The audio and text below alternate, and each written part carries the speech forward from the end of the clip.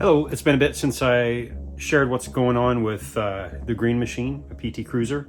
So since I last posted where I had been fabricating the muffler line, I started it for the first time. It's been over a year. It was about 16 months. It fired right up. I gotta say, it was quite a good feeling.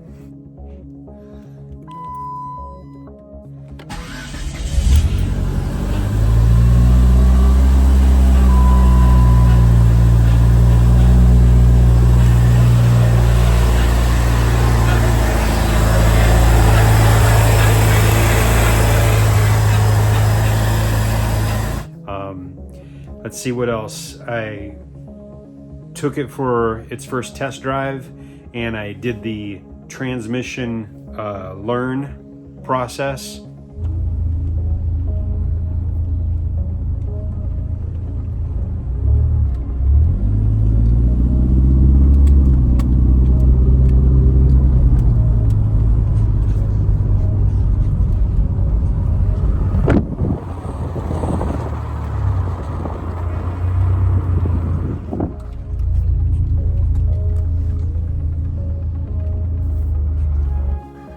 For two reasons. One, because the transmission was rebuilt, and because it has the stage 1 PCM mod / upgrade in there as well, which it's a stage 1 process as well to teach the transmission, to break it in and start to teach it your driving techniques, and to have it start learning the shifting up and down. So that process involved going from dead stop to 40 miles an hour with 25 to 50% pressed down on the accelerator pedal, doing that 15 times repeatedly. So accelerating up to 40 with that accelerator pedal, 25, 50%, and then bringing it to a stop, braking pretty quickly.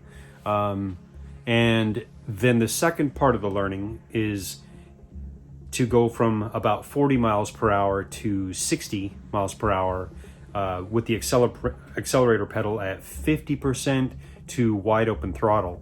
And you do that 10 times. So 25 total sort of iterations of having that transmission learn the acceleration and deceleration. So got that done. So in the process of doing that, I also discovered I needed to adjust a bend in the muffler line that I had fabricated over the rear axle. So basically I didn't have it go up at an arch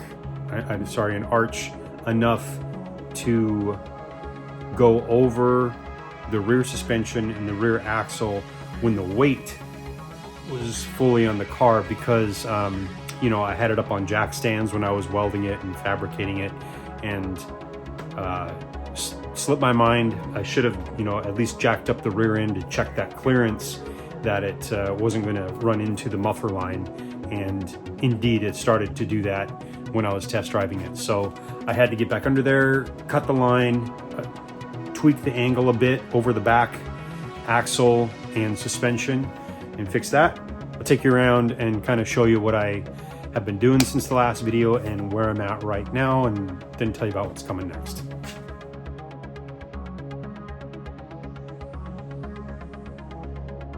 It's here at the back. Once we get past the gas tank, right there is where I had to cut and change the angle of the exhaust pipe. And here's why.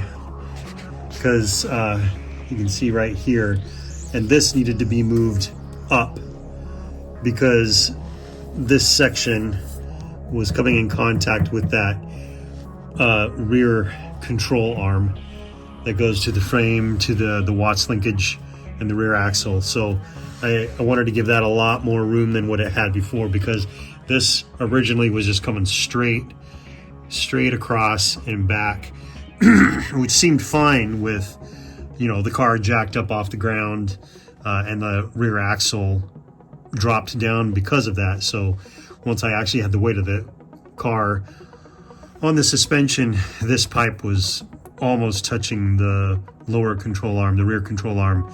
And then once I started driving and everything settled in the suspension, it did start hitting it and it was knocking around. So had to fix that. When I was driving it, I discovered the intercooler, and this is an oversized intercooler from Modern Performance. It was really knocking around, rattling around. So I had this 1/4 inch thick neoprene material. You know, it can be used as gasket or sealant or something, but it's pretty thick, about 1/4 inch. And I was able to squeeze it. It's a real tight fit. Squeeze it in underneath the intercooler, and then also I put a piece at the top of the intercooler here. And I think this might have been where I was hearing some real rattling and knocking from the intercooler. And what I did also to help that is loosen the bolts on this bumper support piece here, loosen all the bolts, and then pull it up as high as I could so that it wasn't real close to the intercooler. So hopefully that'll help with that noise and racket. These fans, these transmission and oil radiators and cooling fans are doing their job, working real good, and they're not leaking right now. You know, I made sure all those fittings were good. Another note about the intercooler. So this was originally a naturally aspirated PT, so it did not have an intercooler.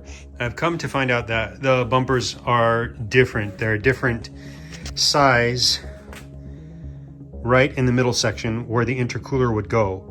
So as you can see, this is the naturally aspirated original bumper for my PT, and I cut out that section. I have been looking for a turbocharged or a Dream Cruiser, Dream PT Cruiser model that have the different size bumper, and really the size is just the room that it gives the intercooler right here. It's slightly larger. You can see the section that I cut out right here. This is larger and fatter, and you can kind of see it, that it looks like a fatter lip around the bottom there, so, to make room for the intercooler. So I had to do that. Another way you can tell if it's a turbocharged bumper, one that's made for the intercooler or not, is it's a smoothie. They call it a smoothie because this particular cutout, this, you know, swoop design is flat or smooth. It doesn't have that on the turbocharged bumper. Okay. My plan is to get an aftermarket front bumper cover from a place called KBD, and I'll put that over the original bumper. It'll have room for the intercooler, and I will affix somehow the original little lower part of the bumper, because I like that design and the grid there. Affix that to the aftermarket bumper. I'll make it work somehow so it's not just a big open hole like this. That worries me because I wouldn't want, you know, the intercooler to get damaged by rocks or something flinging around and driving on the highway. Yeah. Also discovered that the rear driver's side brake piston, it's a disc brake, was seized in that particular brake, which was causing, you know, the brake fluid to probably boil in the lines, and it got real spongy, which was, you know, not safe to drive. It was doing it just when I was doing the transmission learn process. So had to fix that. And because of the turbo motor upgrade, and I haven't driven the car in over a year, and I want it to be safe, and it's going to be more of a daily driver, I decided just to go through every single brake, disassemble it, pull the piston out, check all the seals, and rebuild them if necessary. Fortunately, the only one that was an issue was that stuck brake cylinder on the rear driver's side caliper. The rest, just lubed them up, made sure the seals were good, and everything was looking fine. However, it still wasn't braking like I was used to before the motor swap, and it just felt a little too spongy. It wasn't real tight. So again, because I haven't driven it in over a year, and I want to do it for safety, and some of these parts are over 20 years old now because they're original, namely the brake master cylinder and the brake booster. So I went ahead and ordered a new brake master cylinder and a rebuilt brake booster, and I'm in the process right now of swapping those, and I'll probably add a video for that process as well under the maintenance playlist. Maybe this is what I'm in the middle of. We got the master cylinder brake bleeding kit, and I'm working on that right now. I can't do it currently because the kit only has 2 of the correct size of these fittings. I need 2 more because I have the anti-lock brake system master cylinder, and it has 4 outlets instead of 2, so I need 2 more of these right here, and then I can bleed that. I want to actually do it on the bench. I know you don't have to, and a lot of guys will bleed the master cylinder these days by just putting their thumbs over the connections while somebody pumps a brake in the car. But I'm going to do this one on the bench here. I've never done it before, so I want to do it that way anyway, just for the experience. And this one says you're supposed to actually do all 4 of the ports, not just 2. So I can't just cover 2 ports with my thumbs. It would have to be 4 of them. So I'm going to do it and do it right. Here's the original old brake booster, and I'm just waiting on the replacement of those. I also ordered a new one of these brake booster valves right here, so it'll get a new one from Modern Performance in case there's any leakage. 20 years old, this could have a leak inside of it, so just in case, want to be safe. There's the old master cylinder. Because I was also seeing a lower vacuum pressure than I had previously with this PT when it had the naturally aspirated motor, and with all that I've done to it, the vacuum pressure was a little bit lower, which I thought might also be contributing to the bad braking, like maybe the leak was coming from the brake booster after not driving for over a year, or possibly something during the assembly, it was leaking. So I looked into Boost leak testers. So after I got the Green Machine running again with the new motor, the new engine wiring harness, and everything was going, the airbag light was coming on in the dash. And I traced that down, or that's basically simply because the Turbo PT that I took, the motor, the engine wiring harness, and the PCM from had an airbag system, namely the ones in the seats. I'm not talking about the ones in the dash that the Green Machine also had. Keep in mind, the Green Machine was a base model, so this is all just going towards if you do any kind of swap like this, or any one of these components and modules you swap around, you have to really keep in mind what did the original car have versus the one you're swapping into, because if you do care about lights coming on the dash, warning lights, potential, maybe not, but potential false things going wrong with, say, the airbag or some system, then you want to be conscious of this. I wanted to track this down because I don't like dash lights, warning lights being on unless they're supposed to. So if a light is just sitting there on, it's hard for me to live with that. So once I got it running, the airbag light was coming on, flashing and causing an issue. That was all because the PT I took it from had airbags in the seats. It was a turbo model, more of an upper end, so the seats had airbags. The seats were also heated and electrical, so you could adjust them with electronic, and they were heated. The ones from the Green Machine originally were just the base model fabric seats, which I didn't want to swap out. I actually prefer the fabric, but because of this airbag light, it was time to swap in. It's a lot to fix just this one airbag light, but I wanted to do it right. So that meant I had to swap in the interior wiring harness, the seats, and the dash from the Turbo PT to take care of all of the wiring that goes through the dash, through the body, that plugs into the airbag sensors on the sides that are in the columns, and the airbag systems in the seats themselves. So I got all that swap done, including the dash from the Turbo PT with the Turbo PT instrument cluster as well.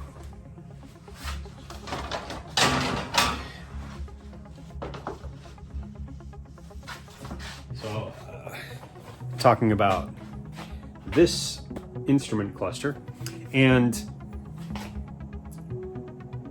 that all went good. Started it back up again, and then the anti-lock brake system light and the other brake lights started coming on, just staying on. So I had to track that down because this base model PT originally did not come with anti-lock brakes, and I didn't want to have anti-lock brakes. But the Turbo PT did have anti-lock brakes, and all of the wiring was there for it, but I wasn't plugging anything in. In fact, the engine wiring harness right now has the anti-lock brake controller connection still there. It's dangling, not connected in the engine compartment. Everything I had read, learned, and spoke to experts about were like, don't worry about it. If the system's not there, if the PCM doesn't detect it, the light won't come on. It just won't, it won't be there. But here's where it gets a little different. If the PT,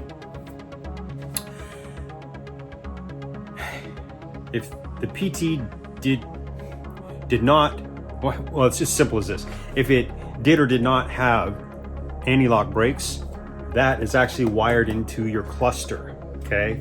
So this being the turbo cluster, it was installed when this issue was happening because I had put the whole dash from the Turbo PT in. And so what I had to do was swap the instrument cluster, the original one, from this PT that was not wired for anti-lock brakes. Once I did that, all the brake lights were off because I had swapped in all the rest of the wiring for the dash and the seats and the airbags. No airbag lights. I'd solved all the light issue. So that was a long ordeal just to take care of airbag lights and then anti-lock brake system and brake lights. But that's what did it. So interior wiring and airbag system from the Turbo, but the including the dash, but the original cluster, so that the anti-lock brake and all the brakes, you know, parking brake, anti-lock brake light, they were all on. So that those went off. I had to use the original cluster because the original car does not have the anti-lock brake system.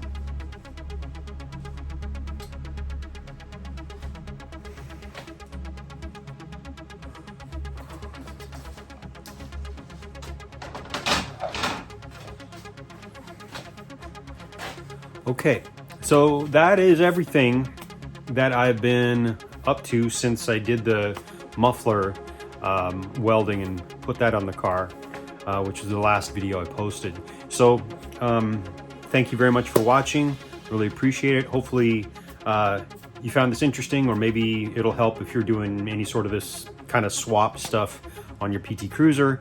I will soon be posting a couple more videos, one for doing a boost leak test, and then one for swapping out the master cylinder, bleeding it, and the brake booster. So you'll be seeing those soon. Thanks again. Take care.